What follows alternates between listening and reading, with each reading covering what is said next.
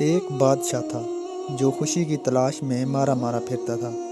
اس نے سیانوں اور ماہرین سے مشورے کیے، لیکن خوشی کا کوئی فارمولہ اسے نہ مل سکا۔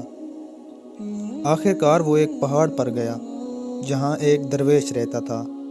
درویش کی زندگی بہت سادہ تھی۔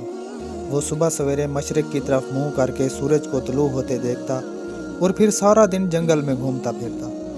درویش کا کھانا درختوں کے پھل اور ندیوں کا پانی ہوتا تھا، اور رات کو وہ اپنی چھوٹی سی کٹھیا میں سوتا تھا۔ اس کے پاس 2 کمبل تھے اور باقی ضروریات زائرین پوری کر دیتے تھے۔ وہ خوش تھا اور بادشاہ اس خوشی کا راز جاننے کے لیے اس کے پاس آیا۔ درویش نے بادشاہ کی بات سن کر کہا، بادشاہ سلامت، میں آپ کے دربار میں جا کر اس کا جواب دوں گا۔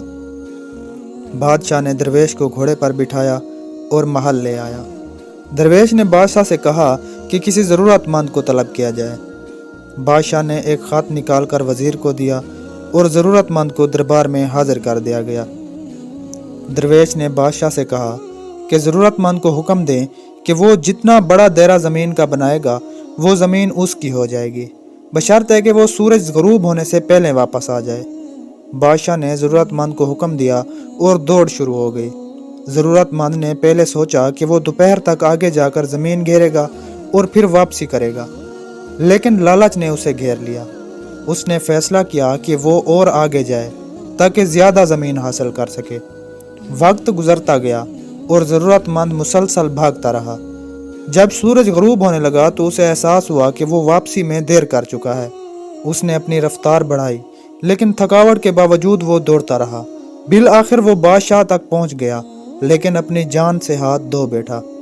درویش نے بادشاہ کو لاش دکھاتے ہوئے کہا، بادشاہ سلامت، یہ شخص ہرس کا شکار تھا، اور ہرس کے بیوپاری کبھی خوش نہیں رہتے۔ میرے پاس بہت کم چیزیں ہیں، لیکن میں خوش ہوں کیونکہ میں لالچ نہیں کرتا۔ اس شخص کے پاس بہت کچھ تھا، لیکن لالچ نے اسے برباد کر دیا۔ اگر یہ شخص قناعت کرتا تو آج زندہ ہوتا۔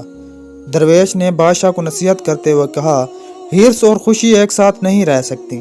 اگر آپ خوشی چاہتے ہیں تو آپ کو لالچ چھوڑنا ہوگی۔ بادشاہ کی آنکھوں میں آنسو آ گئے اور اس نے پوچھا، بادشاہت میں لالچ سے کیسے بچا جا سکتا ہے؟ درویش نے مسکراتے ہوئے جواب دیا، اختیارات بانٹنا سیکھیں۔ اختیارات جتنے زیادہ بانٹیں گے اتنی ہی خوشی ملے گی۔ پیارے دوستو، اگر آپ کو میری یہ ویڈیو اچھی لگی ہو تو میرے اس YouTube چینل کو ضرور سبسکرائب کریں تاکہ میری ہر نئی آنے والی دلچسپ ویڈیو آپ تک پہنچتی رہے۔ شکریہ۔